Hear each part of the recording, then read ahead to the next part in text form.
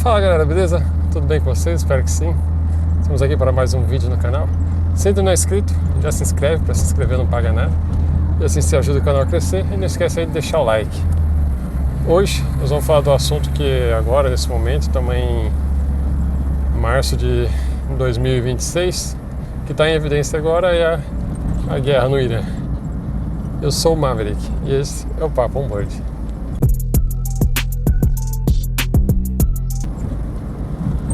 Bom, como vocês viram aí no título do vídeo, nós vamos falar um pouco aí na estratégia genial do maluco do Trump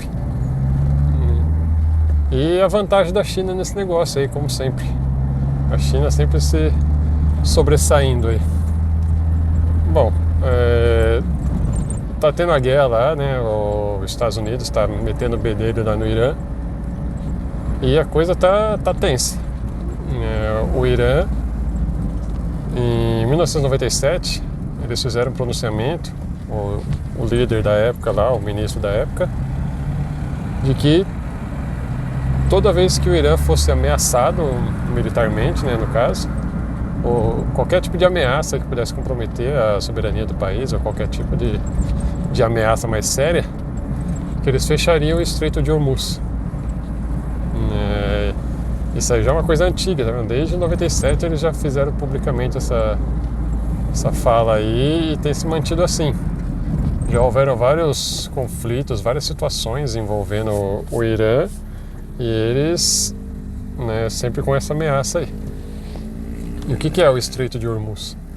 O Estreito de Hormuz é um pedacinho de mar, né, que fica ali entre o Golfo de Omã e o Golfo Pérsico.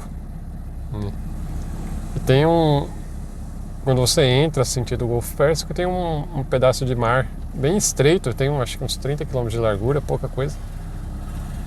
E por ali, né, todo mundo sabe ali que tem o Irã faz fronteira ali com o Golfo Pérsico, e do outro lado do mar tem a Arábia Saudita e Emirados Árabes, né?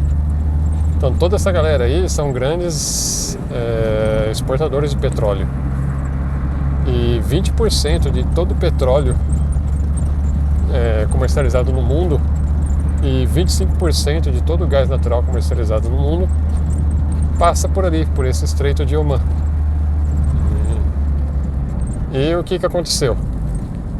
O Trump foi lá, invadiu o Irã lá, começou a jogar bomba lá, tudo, criou essa guerra maluca aí. E o que aconteceu? O Irã fechou o Estreito de Hormuz, né? Ele falou que qualquer navio que passar ali, eles vão meter bomba, vão jogar bomba, né? Ou seja, eu entrei ontem, tem um aplicativo aí, um site aí na internet, que você consegue ver em tempo real todos os navios do mundo, onde eles estão, tal, qual é o navio, tem o nome do navio, o que ele é, tudo certinho, né? É bem legal. E eu olhei lá no Estreito de Hormuz e tem ninguém lá. Tem meia dúzia de barco ali, e eu clicava ali pra ver, era tudo barco iraniano. Então, o que acontece? Como essa grande quantidade de petróleo e gás natural que passa ali, uma boa parte do mundo, tipo, praticamente 1/4 de toda a produção e consumo mundial passa por ali.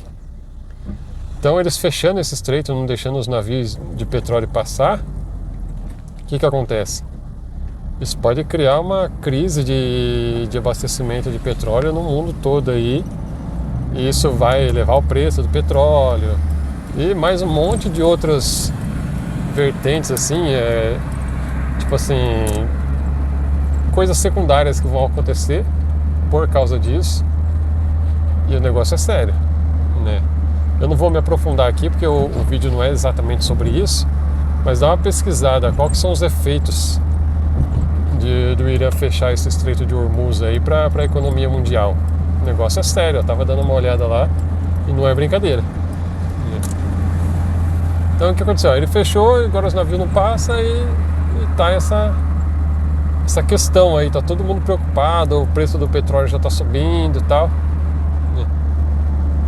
Aí é onde que entra agora o título do vídeo aí, primeira coisa, né? A estratégia genial do maluco do Trump. Ele sabia que se ele invadisse o Irã, que eles iam fechar o Estreito de Hormuz e que isso ia comprometer o abastecimento de petróleo no mundo. Isso aí ele sabia, eu sabia, até minha avó sabia, né? Porque é uma coisa antiga já isso daí, né? Aí, já com isso em mente, ele já tinha planejado já essa invasão do Irã, né? O que ele fez antes disso? Invadiu a Venezuela. E o que tem a rodo de sobra na Venezuela? Petróleo. Ou seja, os Estados Unidos não será afetado por essa crise do petróleo e essa falta de petróleo no mundo aí, porque ele tem o próprio petróleo dele que ele está pegando ali da Venezuela. Então foi tudo pensado. Ele não invadiu a Venezuela para pegar o Maduro. Ele invadiu a Venezuela para ficar com o petróleo da Venezuela, para garantir o abastecimento dos Estados Unidos, né, para depois ele poder invadir o Irã e não ser prejudicado por isso. Então, tipo assim, é uma maluquice você ficar invadindo o país dos outros, querer mandar nos outros, roubar o petróleo da Venezuela e tudo isso que ele está fazendo, né? Então foi uma estratégia genial do ponto de vista de todas as maluquices que ele queria fazer. Ele quer dominar o mundo. Se não fosse a China e a Rússia, vamos supor que do nada assim desaparecesse da face da Terra a China e a Rússia, já era. Os Estados Unidos ia dominar o planeta Terra. E a base da força, da maluquice e porrada, tiro e bomba. Não é democraticamente. Ele simplesmente escolhe um alvo e fala, vou tomar pra mim. Foi o que aconteceu com a Venezuela. Foi o que ele tentou fazer com a Groenlândia, mas aí teve um impasse ali, teve uma questão diplomática que eles acabaram chegando num acordo, num meio termo. Só que aquele negócio, né? Aquele meio termo que favorece mais o Trump. Aí ele falou, ou a gente faz esse meio termo aqui ou eu vou invadir, né? Você vê o nível da maluquice, né? Aí, beleza, voltando ao assunto lá do Irã.